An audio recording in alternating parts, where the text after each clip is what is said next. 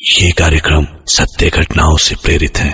जिनके साथ ये घटनाएं घटी उसकी वास्तविकता उन्हीं तक सीमित है। भूत प्रेतों और असामान्य विषयों के होने पर चैनल कोई दावा नहीं करता और न ही प्रोत्साहन करता है।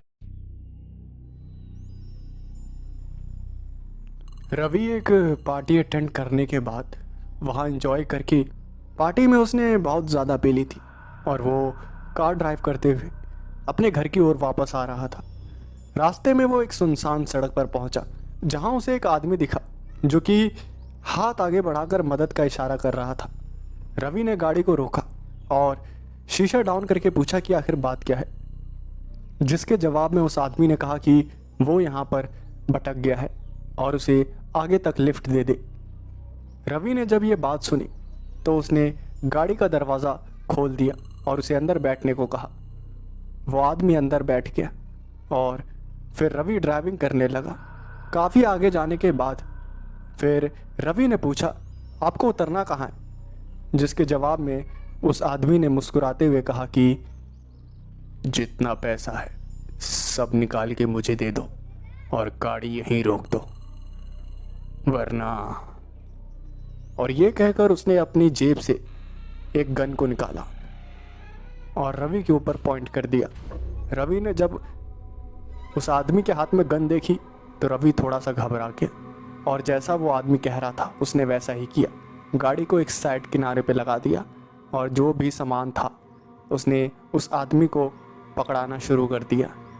वो आदमी मुस्कुराता हुआ गाड़ी से उतरा और वहाँ से जाने लगा। वो आदमी वहाँ से जा रहा था। फिर रवि ने धीरे से गाड़ी का दरवाज़ा खोला और वहाँ से गाड़ी से उतरा और उसने आसपास देखा तो एक बहुत बड़ा पत्थर रखा हुआ था। रवि ने उस पत्थर को उठाया और नशे की हालत में होने के कारण उसे कुछ पता नहीं चल रहा था कि वो क्या कर रहा था। उसने उस बड़े से पत्थर को उस आदमी के ऊपर दे मारा, जिसकी वजह से उस आदमी के सर से खून बहने लगा और देखते ही देखते उस आदमी की मौत हो गई। रवि ने नशे की हालत में एक हत्या तो कर दी थी, लेकिन उसे पता ही नहीं चल रहा था कि उसने सही किया है या गलत। उसने पुलिस वालों को फ़ोन किया और पुलिस कुछ ही देर में आ गई। जब पुलिस वालों ने वहाँ का नज़ारा देखा तो हर पुलिस वाले की आंखें फटी की फटी रह गई। उस आदमी के सर से खून बहा जा रहा था और मौत तो उसकी बहुत पहले ही हो गई थी।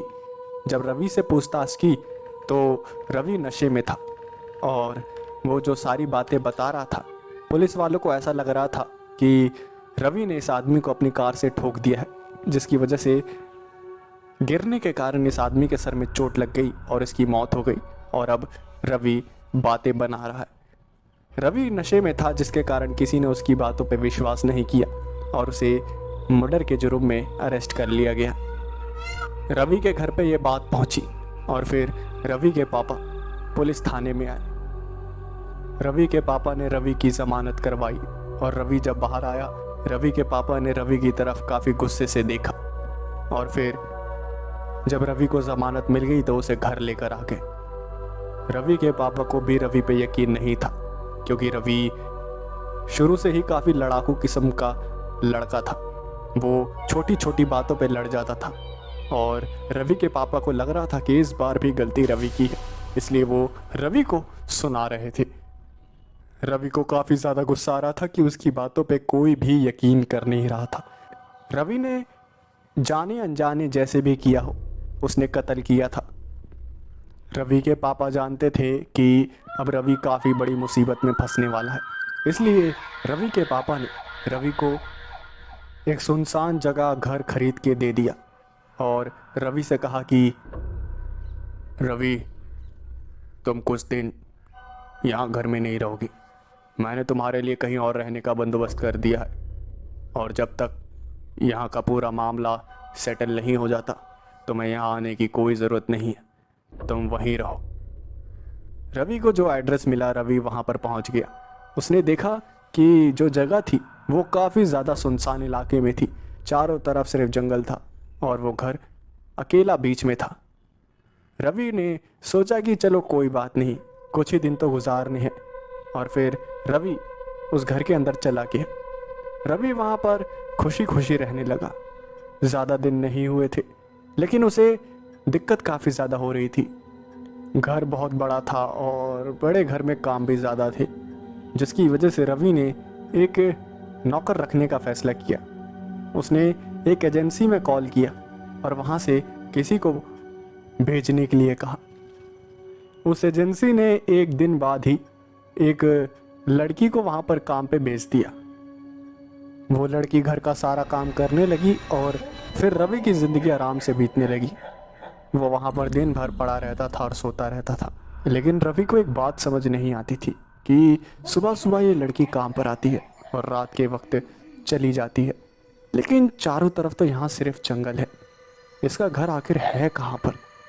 और अगर यहाँ सिर्फ दूर दूर तक जंगल है तो ये पैदल अपने घर पहुँचती कैसे? ये बात रवि को काफ़ी अजीब लगती थी। और एक शाम उसने अपनी उस मेड से उसने यही बात पूछी, जिसके जवाब में उस लड़की ने कोई जवाब नहीं दिया।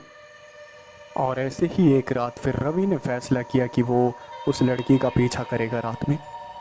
और जब वो अपने घर जाने के लिए निकली तो रवि भी चुपके से उसके पीछे पीछे उसका पीछा करने लगा। और काफ़ी दूर जाने के बाद रवि ने देखा कि वो जंगलों के अंदर चली जा रही है और जंगल काफ़ी ज़्यादा गहरा होता जा रहा है। रवि ने उस लड़की का पीछा करना नहीं छोड़ा और पीछा करता रहा।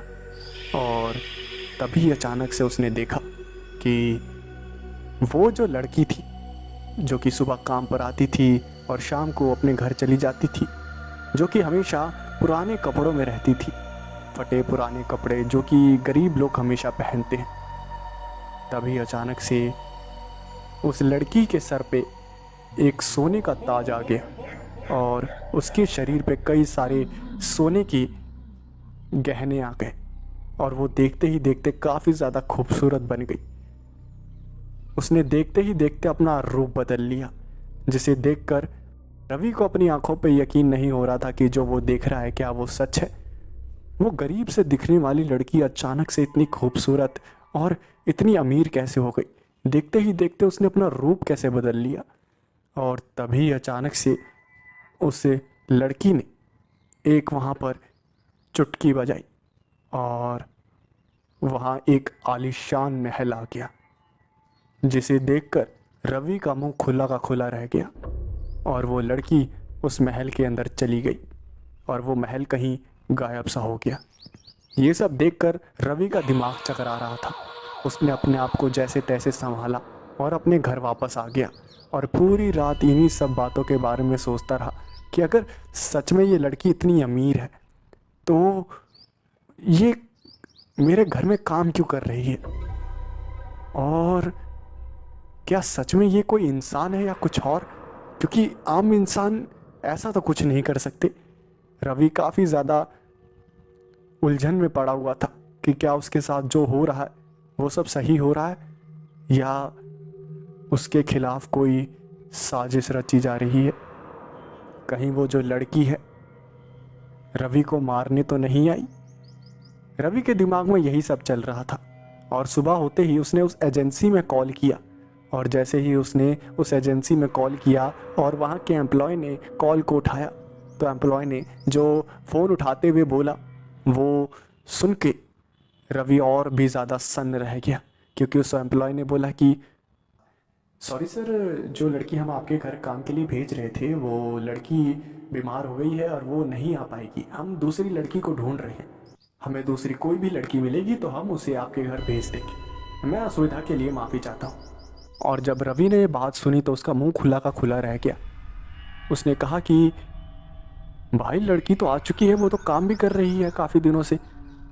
और फिर उस एम्प्लॉय ने कहा कि नहीं सर, आपको मैं बताना चाहता हूँ कि हमारी तरफ से जो लड़की जा रही थी वो बीमार पड़ गई है और वो नहीं आ पाई है, इसी वजह से हम दूसरी लड़की ढूंढ रहे हैं। और जब रवि ने ये सारी बातें सुनी तो उसने फ़ोन कट कर दिया और वो समझ गया कि जितना वो सोच रहा है मामला उससे ज़्यादा पेचीदा है। रवि ये सब बातें कर ही रहा था तभी वो लड़की वापस काम पर आ गई। रवि ने रोज़ की तरह दरवाजे को खोला और वो लड़की फटे पुराने कपड़ों में घर में आ गई और घर के काम करने लगी। और इस बार रवि की पूरी नज़र उसी लड़की पर थी और उसने पूछ ही लिया, ये लड़की तेरा घर कहाँ पर है? जिसके जवाब में वो लड़की बहाने बनाने लगी और कहने लगी कि यहाँ से बहुत दूर है, बहुत पैदल चलना पड़ता है, तब जाके वो घर आता है। रवि समझ गया था कि ये लड़की झूठ बोल रही है। फिर शाम हुई और वो लड़की घर का काम कर रही थी और फिर रवि ने उस लड़की से कहा कि सुनो, मैं अपने घर वापस जा रहा हूँ, तो ये घर अब खाली रहेगा। तुम्हारा जो भी हिसाब है मैं तुम्हें पैसे दे देता हूँ, कल से आने की ज़रूरत नहीं है। जिसके जवाब में उस लड़की ने जो बोला वो सुनकर रवि चौंक गया। उस लड़की ने कहा कि क्या आपका केस वो सुलझ गया जिसकी वजह से आप यहाँ पर आए थे? ये सुनते ही रवि का मुंह खुला का खुला रह गया और रवि ने पूछा कि तुझे कैसे पता कि मैं केस से बचने के लिए यहाँ पर आया हूँ? मैंने तो तुझे कभी नहीं बताया। रवि को ये तो पता चल गया था कि ये लड़की कोई आम नहीं है और अब उसे ये भी पता चल गया था कि ये लड़की किसी मकसद की वजह से यहाँ पर आई है। रवि ने उस लड़की से पूछा, कहीं तू मेरी जासूसी तो नहीं कर रही है? जल्दी जवाब दे, वरना मेरे से बुरा कोई नहीं होगा। जिसके जवाब में उस लड़की ने ना में सर हिलाया और रवि ने फिर से कहा कि फिर तुझे कैसे पता चला कि मैं एक केस से बचने के लिए यहाँ आया हूँ? इसका मतलब तू मेरे पे नज़र रख रही है या मेरी जासूसी कर रही है? कुछ तो कर रही है तू। और फिर उस लड़की ने कहा कि आप कहीं नहीं जाओगे।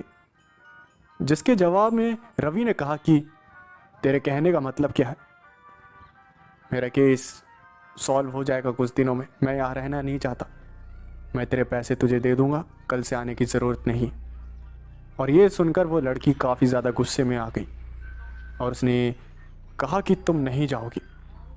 और फिर रवि ने चिल्लाते हुए कहा कि तेरी औकात क्या है?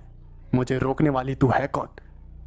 मैंने तुझे घर के कामों के लिए रखा था, लेकिन तू तो मेरी जासूसी कर रही है। और ज़्यादा बकवास करने की ज़रूरत नहीं है। मैंने कहा ना, कल से आने की ज़रूरत नहीं है, मैं पैसे तुझे दे दूँगा। और फिर वो लड़की भी गुस्से में आ गई और उसने चिल्लाते हुए कहा कि मुझे तुम्हारे पैसों की कोई ज़रूरत नहीं है, मेरे पास बहुत पैसे हैं, मुझे सिर्फ तुम चाहिए। और ये कहते हुए वो लड़की रोने लगी और रवि को कुछ भी समझ नहीं आ रहा था कि वो लड़की ऐसा क्यों कर रही है। और तभी रवि ने कहा कि अगर तेरे पास बहुत पैसा है तो तू यहाँ काम करने क्यों आई है? हाँ, और मेरा काम था यहाँ पर बस केस सॉल्व होने तक यहाँ रहना और मामला अभी तक सेटल हो गया होगा, तो मैं वापस जा रहा हूँ। और तुझे इतनी तकलीफ़ क्यों हो रही है? और जो तू झूठ बोल रही थी ना, वो मुझे पहले से ही पता चल गया था। मैंने उस जंगल में तेरा पीछा किया था और तो कैसे उस महल के अंदर गायब हो गई थी, मैंने सब देख लिया। और जब उस लड़की ने ये बात सुनी तो उसने रवि की तरफ चौंकते हुए देखा और फिर उस लड़की ने कहा कि अगर तुम्हें सच पता चली गया है तो क्यों ना आप पूरा सच भी सुन लो। उस लड़की ने बताया कि जब रवि पहले दिन यहाँ आया था तो वो लड़की जो थी उसने रवि को देख लिया था और रवि उसे पहली नज़र में ही पसंद आ गया था और इस घर में काम करना सिर्फ बहाना था। असल में तो उस लड़की को रवि की ज़िंदगी में आना था। उस लड़की ने बताया कि वो रवि से प्यार करने लगी है और वो अब रवि के साथ ही रहेगी। और फिर रवि के दिमाग में कुछ भी नहीं आ रहा था, उसे सिर्फ उस लड़की से पीछा छुड़ाना था। तभी गुस्से में रवि ने कह दिया कि मैं एक कातिल हूँ, मैंने मर्डर किया है, तुम एक कातिल से प्यार करती हो? जिसके जवाब में उस लड़की ने बताया कि वो सब जानती है। जिस रात रवि ने कत्ल किया था उस रात रवि नशे में था और वो जो आदमी था जिसका कत्ल किया था रवि ने, वो भी एक लुटेरा था जो कि रवि को लूट के भाग रहा था। ये सब सुनकर रवि का मुंह खुला का खुला रह गया और रवि ने उस लड़की से पूछा, तुम्हें ये सब कैसे पता? तुम्हें तो पूरी बातें पता है। मुझे तो यही लगा था कि तुम आम नहीं हो, लेकिन तुम्हारी बातों से ऐसा लग रहा है तुम तो सब जानती हो। जिसके जवाब में उस लड़की ने एक चुटकी बजाई और फिर वो फटे पुराने कपड़े वापस से काफ़ी ज़्यादा अमीर कपड़ों में बदल गए और वो लड़की काफ़ी ज़्यादा सुंदर दिखने लगी। और उस लड़की ने मुस्कुराते हुए कहा कि वो सब जानती है और रवि उसे पसंद आ गया है और अब वो पूरी ज़िंदगी रवि के साथ रहेगी। ये सुनकर रवि काफ़ी ज़्यादा घबरा गया। वो उस लड़की के साथ रहना नहीं चाहता था। वो लड़की खूबसूरत तो बहुत थी, लेकिन कहते हैं ना, सिर्फ खूबसूरती से ही प्यार नहीं होता, कुछ चीज़ें और भी मायने रखती हैं। और वो लड़की खूबसूरत थी लेकिन रवि को पसंद नहीं थी। रवि वहाँ से भागने की कोशिश करने लगा, लेकिन वो दरवाज़ा खोलने की कोशिश कर रहा था तो उसने ध्यान दिया कि दरवाज़ा ऐसे बंद है जैसे कोई दीवार हो। रवि जितनी भी ताकत लगा रहा था, ताकत लगाने का कोई फ़ायदा नहीं था। और तभी अचानक से रवि वहाँ बेहोश हो गया। रवि को कुछ भी होश नहीं रहा कि वो कहाँ है, क्या कर रहा है। और जब रवि की आंखें खुली तो उसने देखा कि वो अपने बेड पे पड़ा हुआ है और वो लड़की उसके बगल में है। और सबसे ज़्यादा डराने वाली बात तो ये थी कि दोनों के शरीर पे कपड़े नहीं थे। और जब रवि ने ये सब देखा तो वो काफ़ी ज़्यादा गुस्से में आ गया और उसने उस लड़की के ऊपर चिल्लाते हुए कहा कि ये क्या किया, ये करा क्या है तुमने, मेरे मेरे मेरे बॉडी पे कपड़े क्यों नहीं है। जिसके जवाब में वो लड़की हंसने लगी और उस लड़की ने बताया कि वही हुआ है जो कि एक जवान लड़की और एक जवान लड़की में होता है। ये सुनकर रवि के गुस्से की कोई सीमा नहीं रही और उसने कपड़े पहनकर वहाँ से वापस से भागने की कोशिश की, लेकिन वो कहीं से भी निकल नहीं पा रहा था। वो ना खिड़की से निकल पा रहा था ना ही दरवाजे से। उसने अपने फ़ोन से अपने पापा को कांटेक्ट करने की कोशिश की, लेकिन कॉल भी नहीं लग रही थी और रवि काफ़ी ज़्यादा बौखला गया था। रवि समझ गया था कि कोई फ़ायदा नहीं है भागने का। रवि ने अपने दिमाग को लगाना शुरू किया। वो रास्ते ढूंढ रहा था कि कैसे इस मुसीबत से बचा जाए। रोज़ रात को वो लड़की रवि को बेहोश कर गई। वही सब काम करती थी जो कि रवि को बिल्कुल पसंद नहीं आता था। और एक रात रवि के दिमाग में एक प्लान आया। रात हुई और वो लड़की वहाँ पर आई और वो चुटकी बजाने ही वाली थी।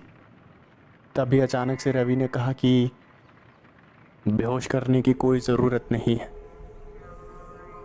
और ये सुनकर वो लड़की हंसने लगी और जब वो दोनों करीब आ रहे थे तो रवि ने मौका देखकर पूछ लिया कि तुम्हारे पास इतनी सारी शक्तियाँ कैसे हैं, किसी आम इंसान के पास तो ऐसी शक्तियाँ नहीं होती।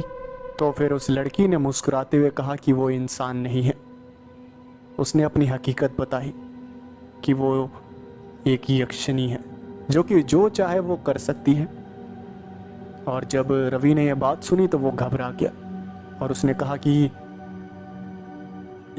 तुम यक्षिणी हो, मैंने बहुत सुना है, क्या मन भरने के बाद तुम मुझे जान से मार दोगी। ये सुनते ही उस लड़की ने रवि को चुप रहने का इशारा किया और कहा कि वो ऐसा कभी नहीं करेगी क्योंकि रवि से उसे सच्चा प्यार हो गया है।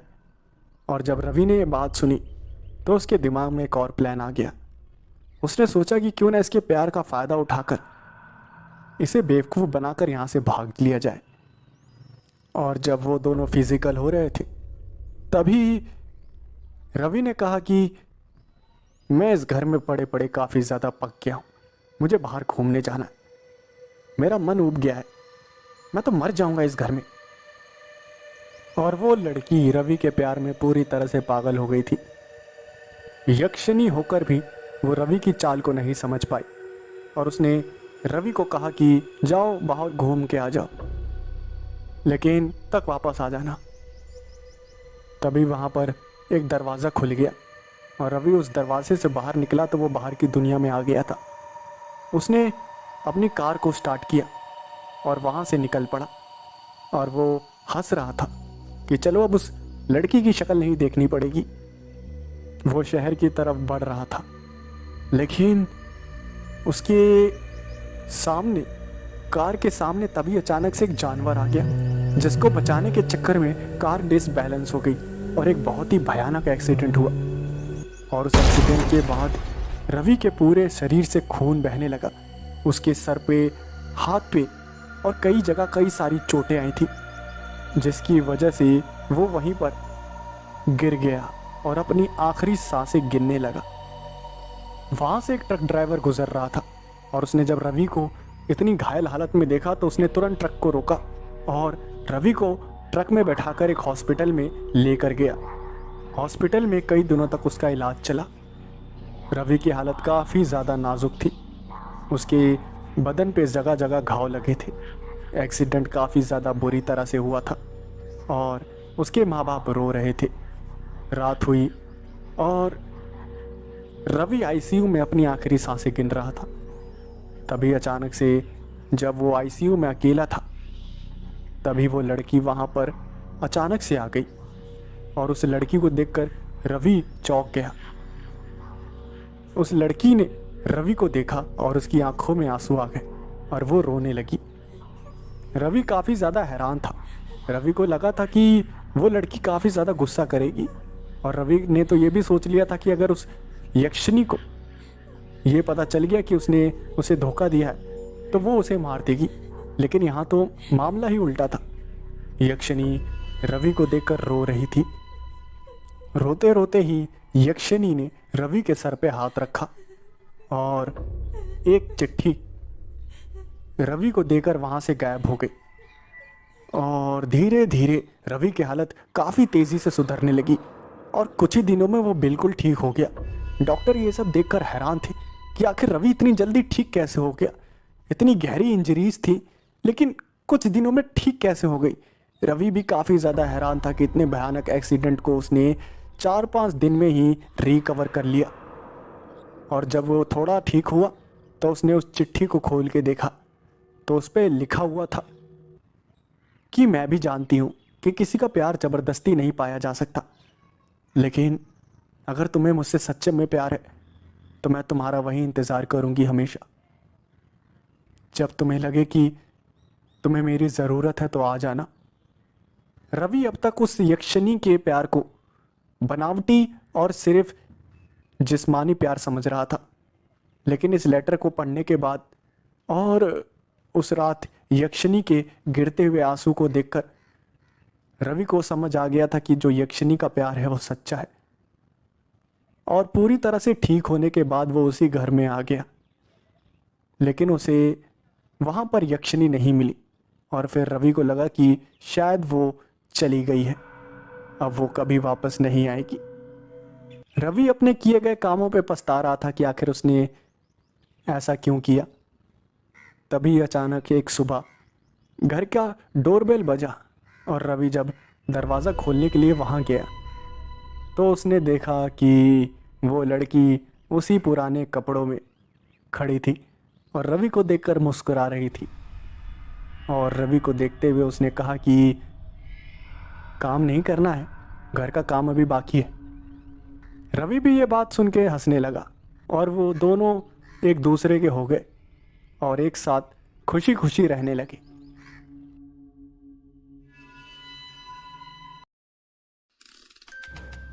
विनय का बचपन से ही सपना था कि वो बड़ा होकर एक बहुत ही बड़ा पत्रकार बने और कई सालों की मेहनत के बाद उसने ये अपना सपना पूरा किया था। उसकी नौकरी एक अच्छे न्यूज़पेपर में लगी थी। उसे काम करते हुए कुछ ही दिन हुए थे, तभी अचानक से विनय के बॉस ने उसे अपने ऑफिस में बुलाया और विनय काफ़ी घबरा गया।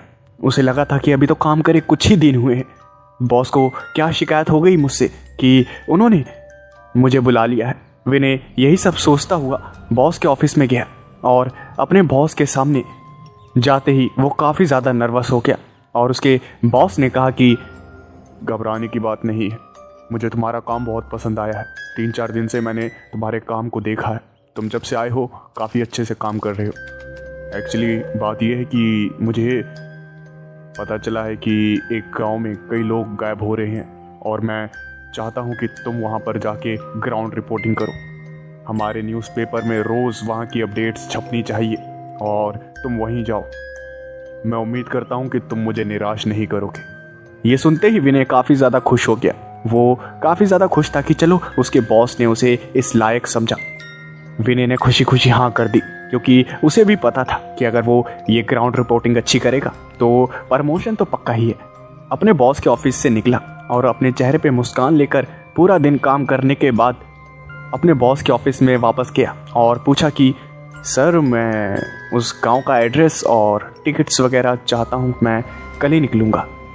विनय के बॉस ने मुस्कुराते हुए कहा कि वेरी गुड, तुम मुझे पसंद आए बहुत ही ज़्यादा। मैं परसों की टिकट्स बुक कर रहा हूँ, कल तुम अपनी पूरी तैयारी कर लो, पैकिंग वगैरह सब कर लो। विनय ने अगले दिन पैकिंग वगैरह कर ली और शाम के वक्त उसके पास टिकट्स भी आ गई। अगली सुबह वो उस गांव के लिए निकल गया और फिर वो रेलवे स्टेशन के बाहर सवारी ढूंढने लगा। सवारियों को ढूंढते ढूंढते उसे एक ऑटो वाला मिला।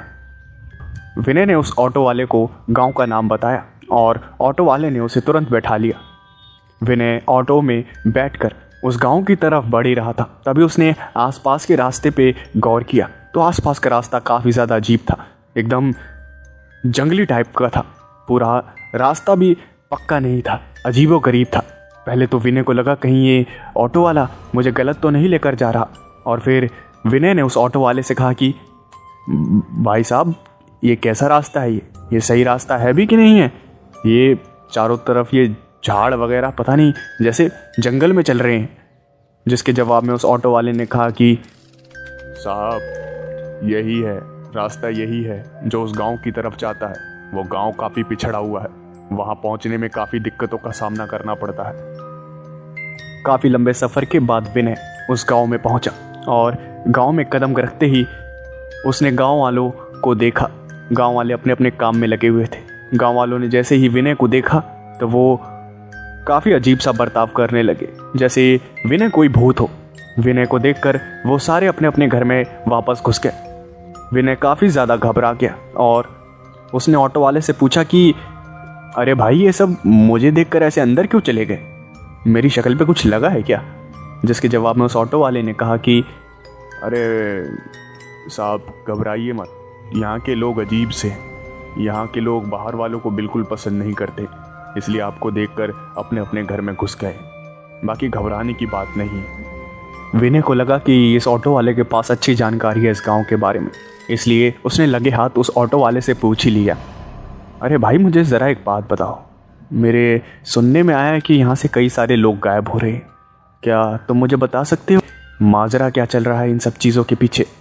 और फिर उस ऑटो वाले ने बताया कि साहब, रहने दीजिए, इन सब चक्करों में मत पड़िए। अगर मैं आपको हकीकत बताऊंगा तो आप यकीन नहीं करेंगे, इसलिए आप रहने दीजिए। वैसे आप मुझे बड़ा अच्छा याद दिलाए, आप आए किस काम से हैं यहाँ पर? इस गांव के तो लगते नहीं हैं। जिसके जवाब में विनय ने कहा कि मैं एक पत्रकार हूँ, मेरे बॉस ने मुझे यहाँ भेजा है रिपोर्टिंग करने के लिए। उन्हें पता चला था कि यहाँ से लोग गायब हो रहे हैं और मैं इन्हीं सब मामलों के पीछे क्या कारण है उन्हीं सब का पता लगाने के लिए आया हूँ। और उस ऑटो वाले ने मुस्कुराते हुए कहा कि साहब, ये गांव बहुत ही ज़्यादा पेचीदा है, मुझे नहीं लगता कि आप यहाँ के बारे में ज़्यादा कुछ पता कर पाएंगे। चलिए मैं बता देता हूँ आपको, यहाँ के लोग कहाँ गायब हो रहे हैं। यहाँ के लोग गायब तो हो रहे हैं, लेकिन पुलिस उनका कोई पता नहीं लगा पा रही, क्योंकि लोगों की लाशें नहीं मिल रही। लाशें कहाँ जा रही हैं, किधर जा रही हैं, कुछ भी पता नहीं चल रहा। यहाँ जंगल तो है लेकिन जंगली जानवर नहीं। ऐसा भी नहीं हो सकता कि कोई जंगली जानवर लोगों को नुकसान पहुंचा रहा हो और अपने साथ ले जा रहा हो। और फिर विनय ने कहा कि तो फिर तुम्हें क्या लगता है इन सब चीज़ों के पीछे किसका हाथ हो सकता है? और फिर जो उस ऑटो वाले ने बोला वो सुन के विनय भी थोड़ा बहुत अजीब सा महसूस करने लगा। उस ऑटो वाले ने कहा कि आसमानी ताकतों पे विश्वास रखते हो भाई साहब? और ये सुनकर विनय ने कहा कि आसमानी ताकतें? कहने का मतलब क्या है तुम्हारे? और फिर उस ऑटो वाले ने हंसते हुए कहा कि मेरे कहने का मतलब है भूत प्रेतों पे यकीन करते हो कि नहीं? क्योंकि अगर भूत प्रेतों पे यकीन नहीं करते तब तो आप इस गांव के बारे में कुछ भी पता नहीं लगा पाएंगे और आप खामखा अपना समय बर्बाद करेंगे। अगर आप यकीन नहीं करते तो मैं वापस आपको रेलवे स्टेशन छोड़ आता हूँ। आप जहाँ से आए हैं वहीं चले जाइए वापस। विनय ये सुनकर थोड़ा गुस्सा हो गया और उसने कहा कि अरे भाई, क्या आसमानी ताकतें, साफ साफ भाषा में समझाओगे, क्या कहना क्या चाहते हो? भूत प्रेतों का वास है इस गांव पे? कोई हॉरर पिक्चर चल रही है? हाँ? और तभी वो ऑटो वाला मुस्कुराते हुए बोलता है कि भूत प्रेतों से भी भयानक यक्षिणी का साया है इस गांव पे। आपके बॉस ने बताया नहीं कि यहाँ से सिर्फ मर्द गायब हो रहे हैं? दोनों के बातचीत करते हुए काफ़ी लंबा समय बीत गया था और विनय ने आसपास देखा तो अंधेरा हो रहा था। और उस ऑटो वाले से विनय ने पूछा कि इतना सब जानते हो उस गांव के बारे में, ज़रा एक मेहरबानी करके ये भी बता दो कि रात गुजारने के लिए जगह यहाँ कहाँ मिलेगी। वो ऑटो वाला उस विनय को एक घर के बाहर ले आया। वो घर सालों से बंद पड़ा था। उस घर पे धूल की मोटी परत चढ़ी थी और उस ऑटो वाले ने कहा कि ये लो साहब, ये घर उतना आलीशान तो नहीं है आपकी पसंद के हिसाब से, लेकिन यहाँ आसपास कोई होटल भी नहीं है। आप इस घर में अगर रुक सकते हैं तो रुक जाइए, क्योंकि इसके अलावा कोई और रास्ता नहीं है इस गांव में रुकने का। ये बात सुनते ही विनय ने उस घर को देखा। घर काफ़ी भयानक सा था, लेकिन फिर उसके दिमाग में उसके बॉस की छवि आ गई और फिर उसे याद आया कि ऐसे तो वो वापस जा नहीं सकता, कुछ ही दिन की तो बात है, चलो गुजार लेते हैं। और फिर विनय ने उस ऑटो वाले से कहा कि ठीक है, मैं रह लूँगा, मैं मैनेज कर लूँगा। आप ये बताओ कि इसका रेंट क्या होगा और इसका ओनर कहाँ है, मुझे उससे बात करनी है। उस ऑटो वाले ने मुस्कुराते हुए कहा कि साहब, मैं ही हूँ उस घर का मालिक। मैं इस गांव में नहीं रहता, मैं बाहर रहता हूँ इस गांव के। मुझे यहाँ रहना बिल्कुल भी पसंद नहीं, इसलिए घर मैंने खाली रखा हुआ है। और फिर विनय ने कहा कि ठीक है। फिर उन दोनों ने किराए की बातचीत करी और फिर उस ऑटो वाले ने चाबी विनय को पकड़ा दी। विनय ने बिना देरी किए उस दरवाजे को खोला और घर की सफाई करने लगा। उसे घर की सफाई करते करते रात के तकरीबन 10 बज गए और तकरीबन 10 बजे वो घर रहने लायक बना। और फिर वो काफ़ी ज़्यादा थक गया था और आराम करने लगा। उसके पास कुछ खाने पीने का सामान था तो वो खाना पीना खाकर आराम कर ही रहा था। तभी रात के 12 बज गए और उसने सोचा कि चलो कुछ नज़ारा ले लिया जाए आसपास का, कि कैसा दिखता है ऊपर से ये गांव। ये सोचता हुआ विनय घर की छत पर गया और आसपास का नज़ारा देखने लगा और उसने देखा कि पूरा गांव अंधेरे से घिरा हुआ था। एक इंसान तो छोड़ो, जानवर भी नहीं था। हर तरफ सन्नाटा पसरा हुआ था। विनय को ये सब देखकर हैरानी नहीं हुई, क्योंकि उसे भी पता था कि रात के वक्त गांव वाले बाहर नहीं निकलते अपने घर से और वो चुपचाप अपने छत पे खड़ा था। तभी उसकी नज़र एक लड़की पे पड़ी जो कि सुनसान सी गली में खड़ी थी। उसके हाथ में कुछ सामान था। वो लड़की थोड़ी बहुत परेशान लग रही थी। विनय को लगा कि ये लड़की इतनी रात को यहाँ क्या कर रही है। तभी उस लड़की ने भी विनय की तरफ देखा और उसे हाथ से इशारा करते हुए अपने पास बुलाया। विनय को लगा कि शायद कोई इमरजेंसी है, इसलिए वो उसे अपने पास बुला रही है, उसे शायद मदद की ज़रूरत है। और फिर बिना किसी देरी के वो उस लड़की के पास पहुंचा। वो उस लड़की के पास गया और पूछा कि क्या हो गया, आपको कोई मदद चाहिए? आप इस गांव की तो नहीं लगती। मैं भी इस गांव का नहीं हूँ, आज ही आया हूँ। विनय उस लड़की से बात कर ही रहा था, तभी उसने ध्यान दिया कि एक गांव वाला अपनी खिड़की से हल्का सा झांक रहा था और विनय और उस लड़की को घूर रहा था। विनय को काफ़ी ज़्यादा अजीब लगा और उसने उस गांव वाले से कहा कि अरे भाई, क्या तकलीफ़ है तुमको? इतनी रात को यहाँ लड़की खड़ी है, तुम नहीं आके मदद कर सकते? मेरे को आना पड़ा वहाँ उतनी दूर से।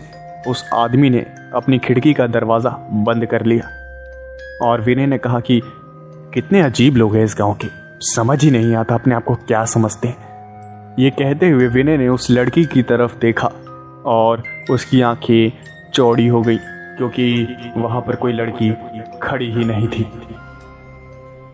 विनय काफी ज्यादा घबरा गया और वो वहां से भागकर तुरंत अपने घर में आ गया।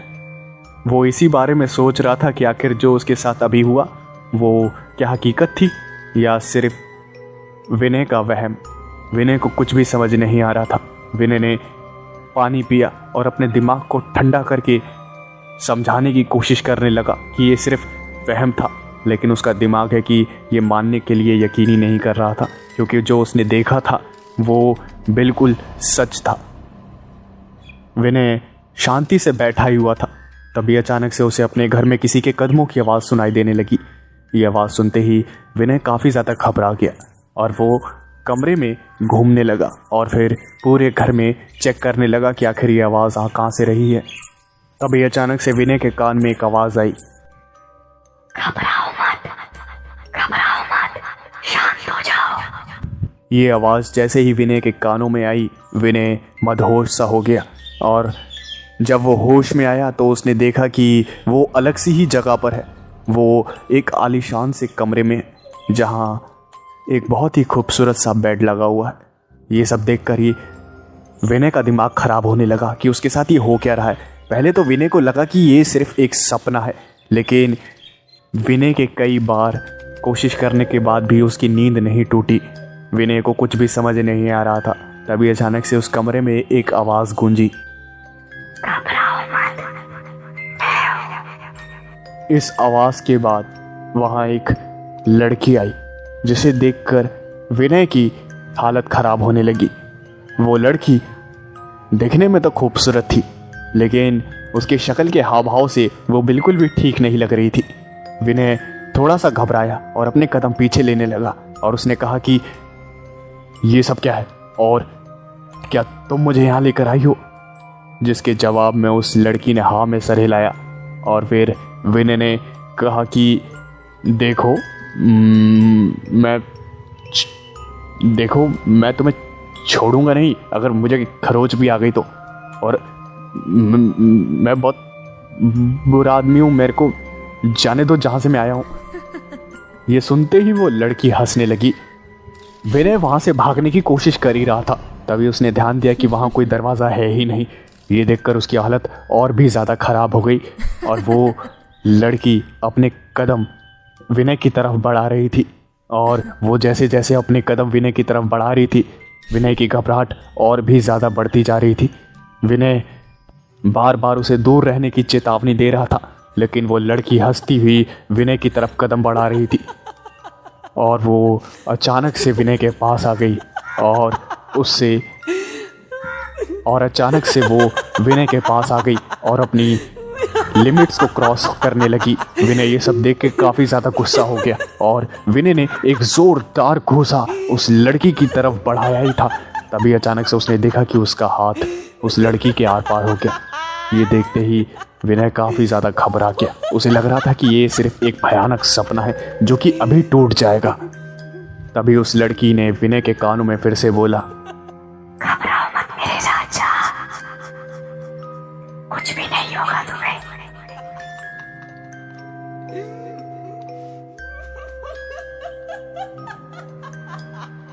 बस जो मैं कर रही हूँ करने दो।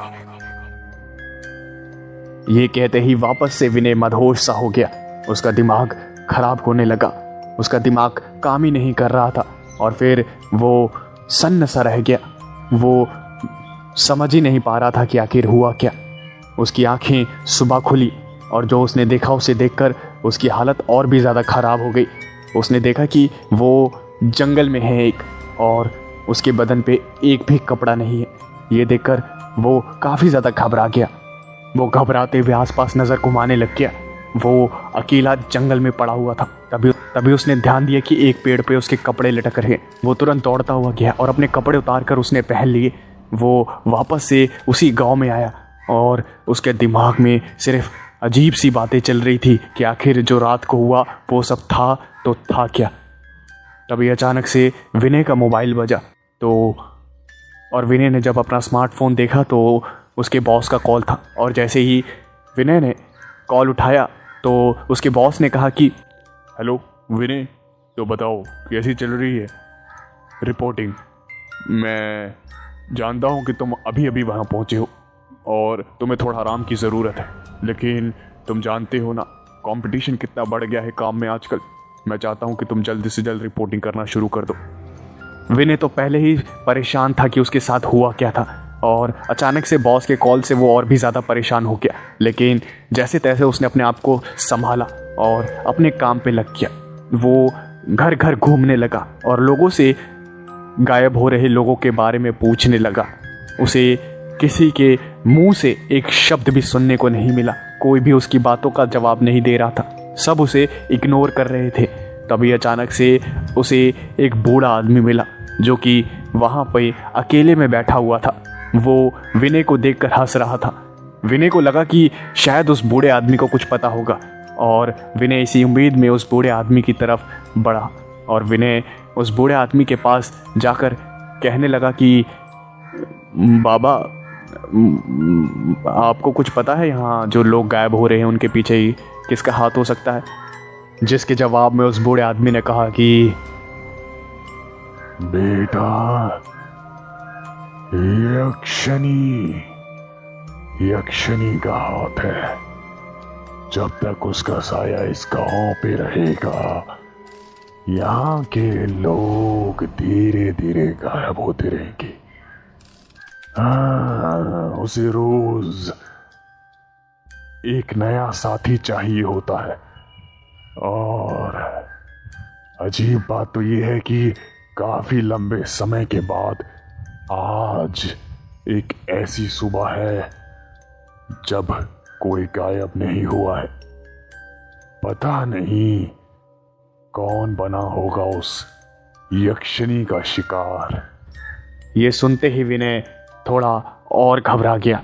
उस बाबा की बातें सुनकर लग रहा था कि जो भी उसके साथ हुआ, विनय के साथ हुआ रात में, वो सब और इस यक्षिनी का कुछ कनेक्शन है। विनय ने काफ़ी पूछताछ करी लोगों से। उसे मुश्किल से 5-6 लोग ही ऐसे मिले जिन्होंने विनय से ठीक से बातें करी, और विनय ने उसी की रिपोर्ट बनाकर भेज दी। विनय रात को आराम कर रहा था और यही सोच रहा था कि अगली सुबह क्या क्या काम करेगा, और यही सोचता सोचता वो सो गया। और जैसे ही वो सोया तो उसके कानों में एक और आवाज़ आई। आ गए मेरे राजा, अब जल्दी उठ जाओ।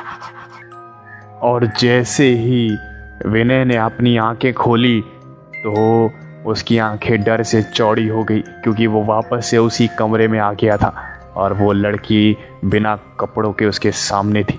ये देखकर विनय चिल्ला पड़ा और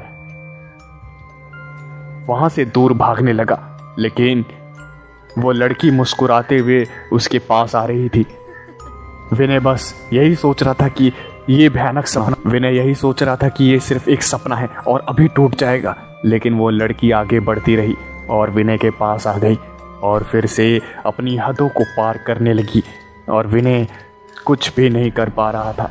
विनय वहाँ से भागने की कोशिश कर रहा था तो वहाँ पे बाहर निकलने का कोई दरवाज़ा ही नहीं था। चारों तरफ से कुछ था तो सिर्फ एक सुंदर सा कमरा और एक बेड, और कुछ भी नहीं। विनय इतना ज़्यादा घबराया हुआ था कि उसे कुछ भी समझ नहीं आ रहा था, और वो खूबसूरत सी लड़की विनय का फ़ायदा उठा रही थी। विनय कुछ भी नहीं कर पा रहा था। विनय बस यही सोच रहा था कि ये बेकार गंदा सा सपना जल्दी से जल्दी टूटे और वो होश में आए। तभी अचानक से विनय को एक ज़ोरदार झटका लगा और वो वापस से अपने कमरे में आ गया। उसने आसपास देखा तो चैन की सांस ली। उसने कुछ पल चैन की सांसें ली ही थी, तभी अचानक से उस लड़की के हंसने की आवाज़ उस पूरे घर में गूंजने लगी। ये सुनते ही विनय बेहोश हो गया। सुबह उसकी आंखें खुली तो उसकी हालत ख़राब थी और वो काफ़ी ज़्यादा घबराया हुआ था। उसने सोच लिया था कि अब वो इस नौकरी को छोड़ देगा और इस गांव से तुरंत निकल जाएगा, और उसने अपने सामान को पैक किया और वापस अपने घर पे आ गया। उसे लगा था कि वो उस गांव से निकल जाएगा तो सारी मुसीबतें हल हो जाएंगी। लेकिन रात को जब वो वापस से सोने के लिए अपने बेड पे लेटा तो वापस से वही लड़की की हंसने की आवाज़ आने लगी और उस लड़की ने कहा कि चिंता मत करो, मैं कहीं नहीं जाने वाली, अब जिंदगी भर तुम्हारे साथ